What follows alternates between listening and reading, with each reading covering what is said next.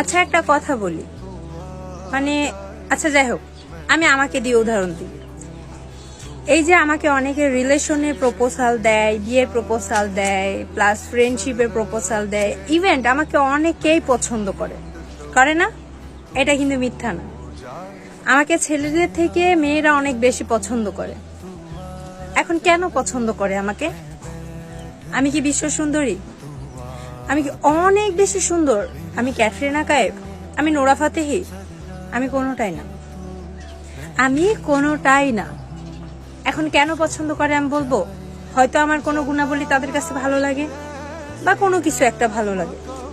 আর তার মেন কারণ হচ্ছে আমি মানুষ মানেই আমি সুন্দর, সেটা আমি না।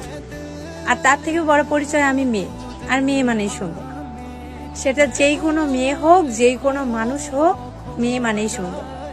তাছাড়া বড় কথা হচ্ছে আল্লাহর সৃষ্টি কোনো কিছু অসুন্দর হয় না আর অসম্ভব। এখন মূল কথা, যেসব মেয়েরা এই যে প্রপোজাল পেয়ে, রিলেশন প্রপোজাল পেয়ে, বিয়ের প্রপোজাল পেয়ে নিজেকে অনেক বড় ভাবো, ছেলেদের ছোট ভাবো, তাদেরকে একটা কথা বলি, প্রপোজাল যদি নাই পাওয়া যেত, কোনো প্রপোজাল কিন্তু সব ক্ষেত্রেই প্রয়োজন আছে। একটা বিয়ের ক্ষেত্রেও বিয়ের প্রপোজাল দিতেও ফ্যামিলিগতভাবে প্রপোজাল দেওয়া দরকার আছে। তো এটা খারাপ কোনো বিষয় না, আর নিজেকে বড় ভাবারও কিছু না, ঠিক আছে? এটা ভাবার কোনো প্রয়োজন নাই যে সে আমাকে পছন্দ করে, তার জন্য আমি বিশ্ব সুন্দরী হয়ে গেছি।